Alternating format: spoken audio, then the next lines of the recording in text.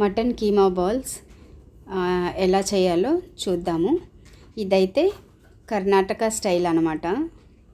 Green masala పెట్టి చేసేది. చూద్దాము ఎలా చేయాలని.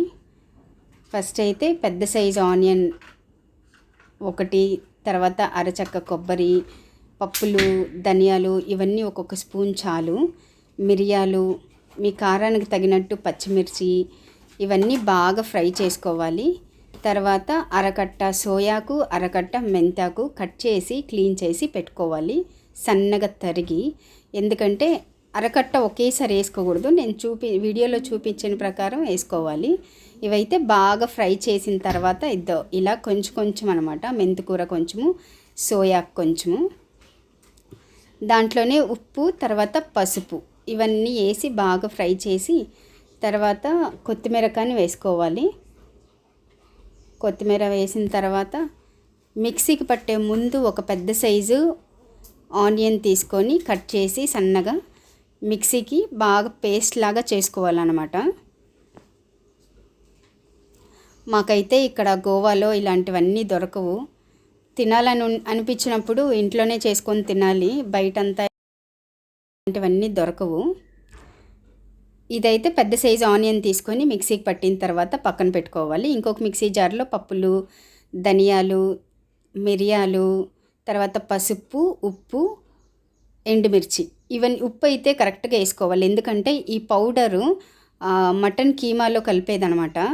సో ఆ బాల్ చేసిన తర్వాత, అంటే ఉంటలు చేస్తాం కదా, ఆ ఉంట పగలకుండా ఉండేకి పప్పుల పొడి ఇవన్నీ వేస్తాం కాబట్టి దీంట్లో ఉప్పు కరెక్ట్గా వేసుకోవాలి, అప్పుడు రుచిగా ఉంటుంది.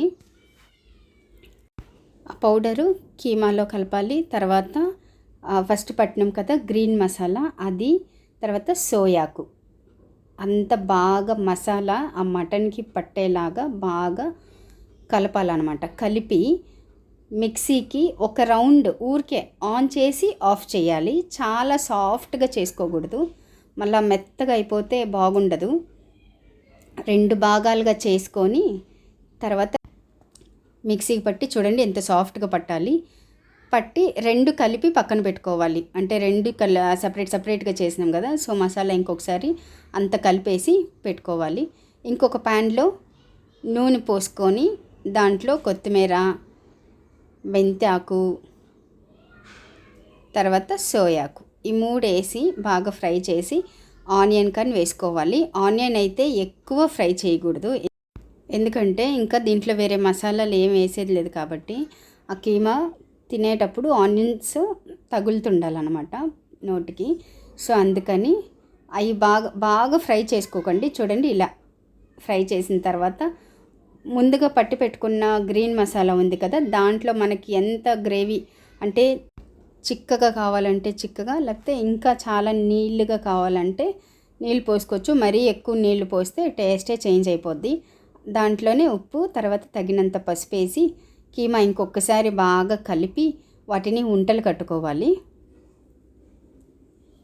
ఇది 1/2 kg మటన్ అనమాట. 1/2 kg మటన్లో 15 నుంచి 18, అంటే మనం సైజు ఏ సైజు చేస్తామో ఆ సైజుని బట్టి 15 లేదా 18 ఉంటలు వస్తాయి. ఇలా బాగా కలిపి పక్కన పెట్టుకోవాలి. పక్కన పెట్టుకున్న తర్వాత అది తెర్లుతుంటుంది కదా పులుసు, ఆ తెర్లేటప్పుడు ఉంటలు వేయకూడదు అనమాట. ఉంటలు వేస్తే పగిలిపోయే ఛాన్సెస్ ఉన్నాయి. అందుకని ఏం చేయాలి, ఆఫ్ చేసి తర్వాత ఉంటలు వేయాలి. నిదానంగా వేసి ఒకసారి కలిపేసి తర్వాత ఆన్ చేసుకోవాలి. ఆన్ చేసి ఒకసారి కలిపి లో ఫ్లేమ్లోనే 20 నిమిషాలు ఉడికించాలన్నమాట. 15 నుంచి 20 నిమిషాలు. కీమా కాబట్టి తొందరగా ఉడికిపోద్ది. మటన్ కూరలాగా అంతసేపు పెట్టకూడదు, 20 నిమిషాలు సరిపోద్ది. ఒకసారి బాగా ఇలా కలిపి లో ఫ్లేమ్లోనే ఉడికించుకోవాలి, లేకపోతే ఉంటలు పగిలిపోతాయి. ఇలా లో ఫ్లేమ్లో ఉడికించుకొని స్టవ్ ఆఫ్ చేస్తే మటన్ కీమా రెడీ. ఖచ్చితంగా ట్రై చేయండి, చాలా బాగుంటుంది. ఇడ్లీ, దోశ, తర్వాత రైస్ అన్నిటికీ బాగుంటుంది అనమాట గ్రీన్ మసాలా. ఇలాంటి మరిన్ని వీడియోస్ కోసం మా ఛానల్ సబ్స్క్రైబ్ చేసుకోండి.